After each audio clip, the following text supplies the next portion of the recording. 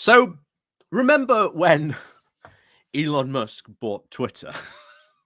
Again, can't stress, cannot stress if you want a good background and understanding of just how everything has gone wrong and still continues to go wrong. I always recommend Breaking Twitter and the other book, Extremely Hardcore.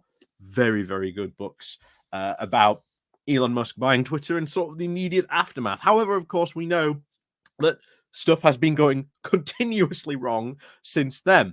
Just recently, an IT company is now suing Twitter because Elon hasn't paid them. And for one of, you think, one of the most rich and, successful business people out there, why hasn't he paid this IT company? You'd think he'd be able to, pay the bills, but apparently not. And it gets even worse because Twitter is now turning into an absolutely financial pit for Elon Musk, to a point where you've got to remember he took out big loans from a bank. So there are there are a few banks, not a lot, but there are a few banks that are also quite in deep because of Musk's borrowing into this investment. Not only that, also remember there was a lot of Saudi money that also went into buying Twitter as well. And you have to ask, at what point do those Saudi investors get involved? Because I can't imagine them, given this current financial disaster that is now ongoing at Twitter, I can't imagine them staying silent. Nor can I imagine even the banks potentially at the moment also staying silent over this as well. And potentially, if Musk, if Twitter goes under, this could cause a significant financial shockwave. Will this be the start of another financial crisis? Maybe not a full-blown crisis, but this might make a bit of a mini crisis, so to say. And then maybe someone else might step in who's a lot more sensible, and buy Twitter. Who knows? Maybe one day we'll be looking back at this and just all thinking, gee, do you remember that time we all left Twitter because of Elon Musk and then all came back again after someone bought it and pretty much saved the platform? Who knows what kind of weird twist and tales all this Twitter stuff is going to end up being. But I'll keep on saying it. Hey, it's going to be an incredible documentary to watch. It is going to be an incredible documentary to watch at some point in the future. But before we get more into this, please remember to click on the like, share, and subscribe button. And of course, down below, there is a link to my Patreon page, the one off-station link called Buy Me Coffee, where you can all buy me coffee, the YouTube thank you button, and of course, as always, there is the Pony Club down below as well. So off we go to have a look at just what is the scale of this financial disaster that Elon Musk is now gambling with over at the East Anglia bylines. So Elon Musk's acquisition of Twitter back in 2022, now rebranded as X, is now increasingly being viewed as a disastrous financial move. Particularly for the banks that financed that deal, it could now become one of the worst leveraged buyout deals for banks since the 2008 financial crash. This is why I think it might end up being a bit of like a mini crash. It's not going to be like a full financial disaster as we saw in 2008, but I think this has potential to send quite a few shockwaves on this. Compounding this issue, Musk's also turbulent relationship with our advertisers has now severely impacted Twitter's revenue, leading to a now sharp decline in the company's value. As the financial pressure continues to mount, concerns are now growing that Musk may have to sell a significant portion of his Tesla shares to cover the losses at Twitter, leaving both his companies now in a precarious position. And it would be hilarious.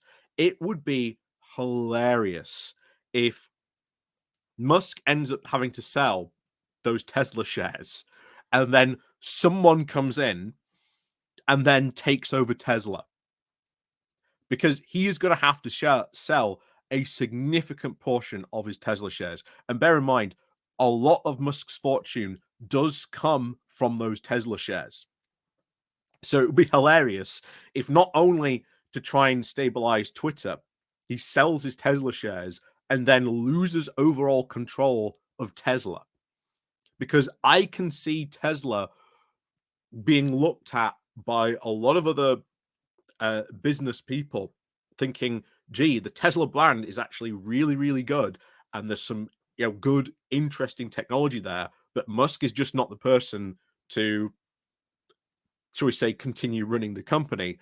I can go in there, buy it, and just remove Elon Musk from there permanently. It's a possibility. Would not be surprised if that actually happens and he has to sell those shares. Would not be surprised if that came to pass. So back to this. So a leveraged buyout is, of course, when a company buys another company using borrowed funds rather than its own. For the Twitter deal, Musk contributed over $44 billion. Still shocks me how much he paid for Twitter. The purchase price himself, but at least $13 billion was raised from a group of lenders, including Barclays Bank.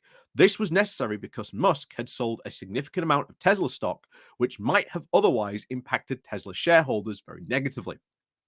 Normally, investment banks will handle the debt from major deals and then sell this debt to other investors like hedge funds.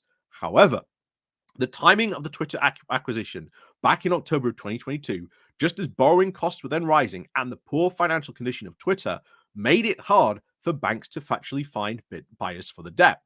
Almost 2 years later, banks still have not been able to unload off the debt. And I think that this is just not a matter of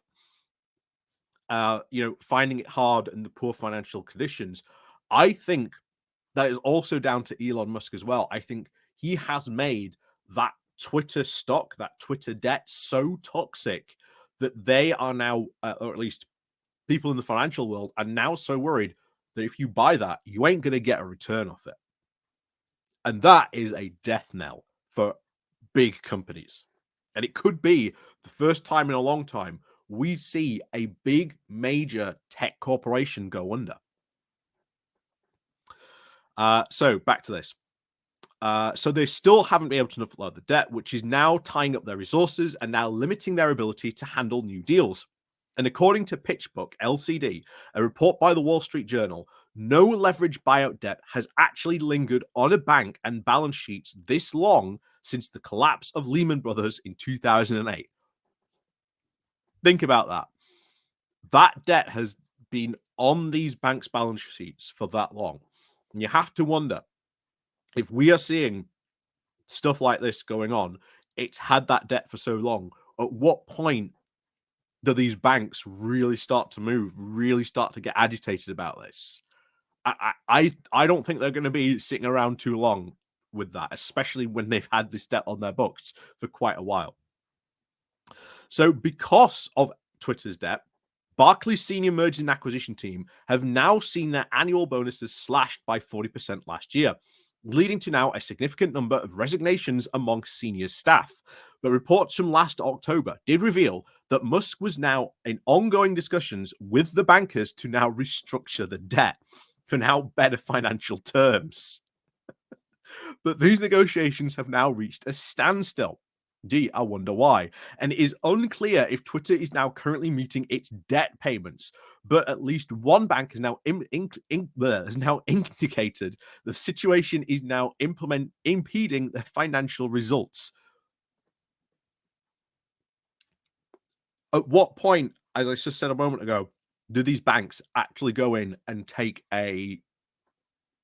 start to say, hey, Musk, you've had this debt on your shoulders for too long, time to pay up. I really don't think they're going to stay silent for too long. I can't see them going in this. And if these negotiations have reached a standstill, aren't going well, then what happens? I think the company's going to go under, and then Elon Musk will say, well, I tried to save free speech and failed, and he'll try and negate the that actually everything was all his fault, why the platform failed, why Twitter failed. Again, we'll see what happens in the future, but I am definitely predicting he's going to do something like that. So at the time of the deal, Twitter was expected to at least hand over 1 billion in annual interest payments, not including, of course, other expenses. This is a huge burden, considering that the US revenue might only be around 600 million this year. The company has already struggled to make money before Musk's takeover. Last October, Twitter claimed its value was approximately 19 billion, which is about 55% lower than the 44 billion Musk initially paid for the company. Everyone always said Musk overpaid monumentally for Twitter. Monumentally for Twitter. And it just keeps on getting lower and lower and lower. And it's just, I think now it's just a matter of time. It really is just a matter of time before, Twitter goes under. It is just a matter of time. And it's just how long can Elon Musk keep the company treading water in many cases. So the company's financial woes obviously haven't been helped by Musk's strained relationship with advertisers, who are now critical for Twitter's revenue. A high number of high-profile companies have now suspended advertising over concerns about its brand safety and reputational damage after it was alleged their ads were now appearing next to pro-Nazi posts and accusations that Musk now refuted. Apple and Disney also then paused their advertising after Musk endorsed an anti-Semitic conspiracy theory on Twitter. And according to Parthmetic's Sensor Tower data, the now top 10 of the 100 US advertisers on Twitter when he bought it back in October of 2022, around 50 have now ceased all ad spending. That is not a good sign. Where you've got advertisers pulling out en masse like that, that is not a good sign. Because I'll tell you this now, there is a lot more real estate out there for advertisers to go to. Twitter is not the only game in town. It never was back then, but what you'd be looking at and what you always are looking at if you're, again, marketer, you're looking for bang for your buck. You're looking at that old adage, the pay per click. So you're thinking, how much are we going to pay for a click that might lead to sales? If you are spending, like, again, we'll keep it simple, a pound per click, which is quite expensive. But if you are paying a pound per click, then you are at least hoping that pound is going to, be spent buying a product. There's a ton of other stuff that goes into it as well. But giving you just a brief overview of what some of that stuff is. But you can see there's a lot more stuff goes on here. We've talked about this before, that Asda, Amazon, a lot more advertisers putting their money into those advertising on that platforms rather than social media.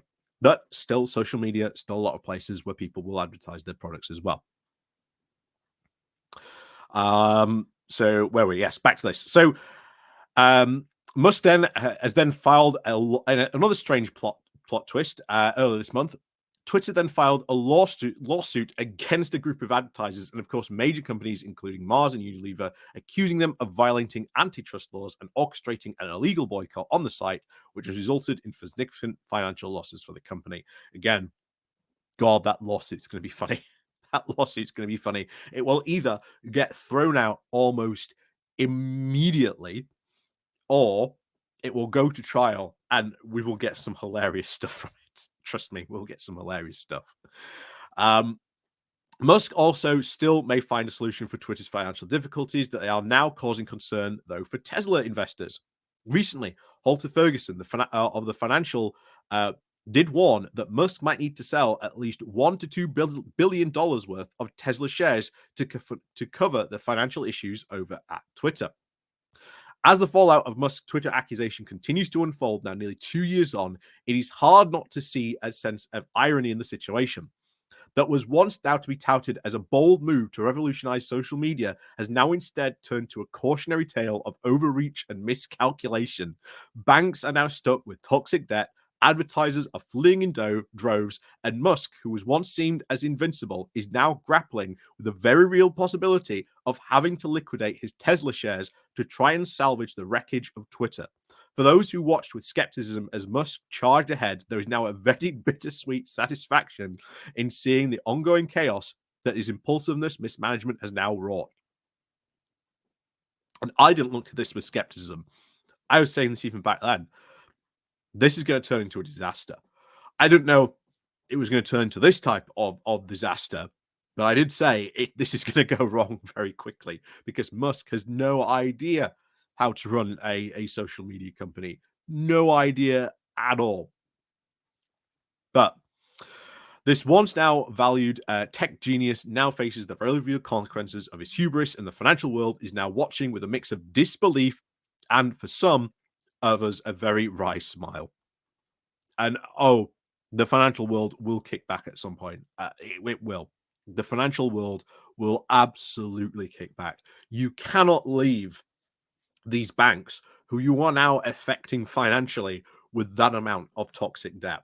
That means I think we might see, as said there, he's going to have to sell his Tesla stock. He's going to have to sell a significant amount of Tesla stock. And at that point, I can guarantee you now, somewhere circling out there is some vulture capitalist watching this with interest, waiting for the moment to swoop in and grab those Tesla shares and then try and build some sort of controlling interest in Tesla to try and boot Elon out. I guarantee you this now. They are circling overhead and they are waiting for Musk to sell those shares. How much he's going to have to sell, well, we'll probably find out very soon. But I'll tell you this now. Not only are the Saudis definitely going to get involved at some point because they've got a lot of money. They put a lot of money into helping Musk buy Twitter as well. So they're going to say something eventually as well about this, but also the banks too. So we watch and see what happens. But hey, maybe we see Twitter continuing to go down the drain. Maybe it doesn't survive the year.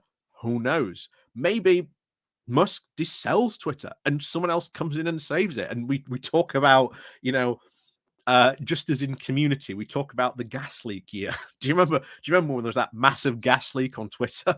we all left for other platforms for a bit. I don't know what'll happen to it, but oh boy. You know, I think we knew Twitter was going to be a mess, and a lot of people have predicted at the time that what would happen, Musk would buy Twitter, that he wouldn't be the one running it.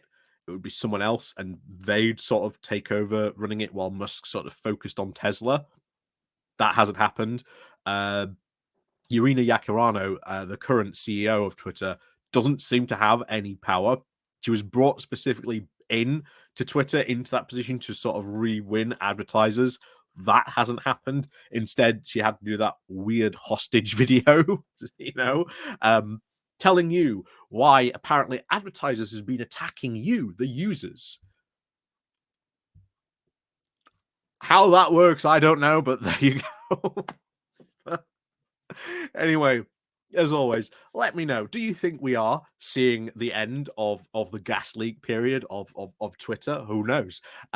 Maybe Twitter goes kaput, goes down the drain. And like I say, we all either go to Threads or we go to Blue Sky. Who knows? Everyone hedging their bets at the moment about where to go. But as always, thank you very much for watching. And of course, do remember to click on the like and of course the share button. Share it on Threads, share it on Twitter, share it on Blue Sky, share it wherever you use social media. And of course, as always, we'll see you all next time.